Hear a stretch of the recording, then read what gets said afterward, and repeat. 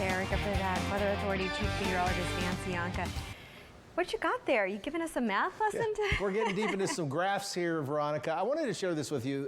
This is a fire fuel energy graph. Now what this is showing is how much energy is in the vegetation around the area if a fire were to start. If there's more water, more moisture in that vegetation, you're going to have less energy to work with. So we like to see higher water content. Now on this graph here, the red line is the highest amount of energy, or the worst it could possibly be.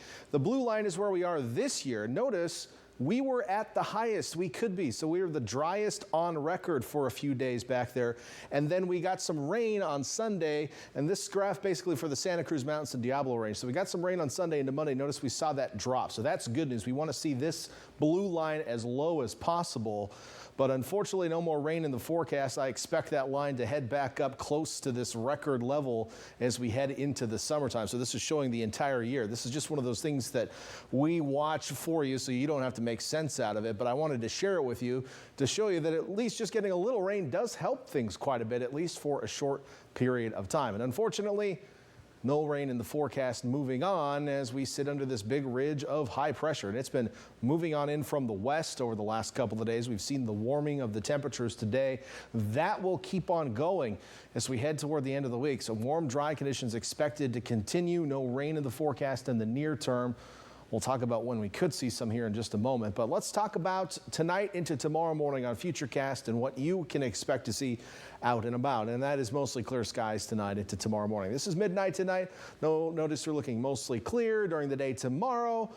Starting off the day, maybe just a few patches of low clouds around the peninsula. They should be fairly low to the ground, so they may appear as fog. So just keep that in mind. You may encounter areas of lowered visibility tomorrow morning. But the bulk of the day tomorrow, sunny once again, and even less of those puffy clouds that we saw today. Expected a lot of sunshine tomorrow. We could see a few low clouds return tomorrow night, but generally mostly sunny. A light onshore breeze on the south and east sides of the bay during the day, thickening tomorrow night. So if you're heading out to the beaches tomorrow, your average beach temperature will be in the mid-60s, a little warmer on the north side of the bay than on the south side, but the water temperature just as cold all the way around at 53. Winds picking up to 20 miles per hour at the most during the afternoon onshore, and westerly swells at 2 feet. No big deal there.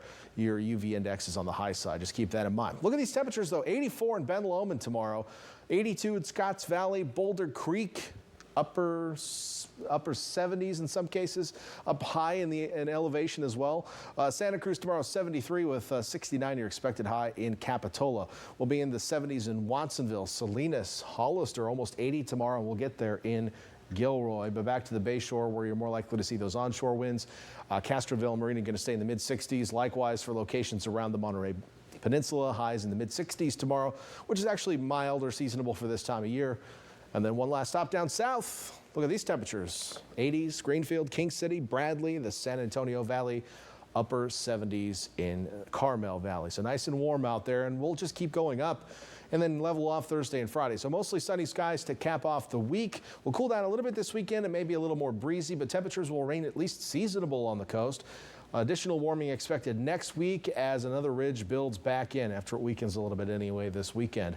Inland areas also maxing out Thursday and Friday, then cooling off with some slightly breezier conditions Saturday and Sunday. And I say cooling off, but your highs will still be at least 6 degrees above normal. High pressure builds back in next week, and it probably is going to stay there for a while again. There's some looks in the, I've been looking into the long-term models. It looks like this pattern may break down a little bit by May 10th to May 15th, somewhere in there, which could allow some rain to come in. But realistically, we are ending the end of the rainy season, so don't expect much more from here.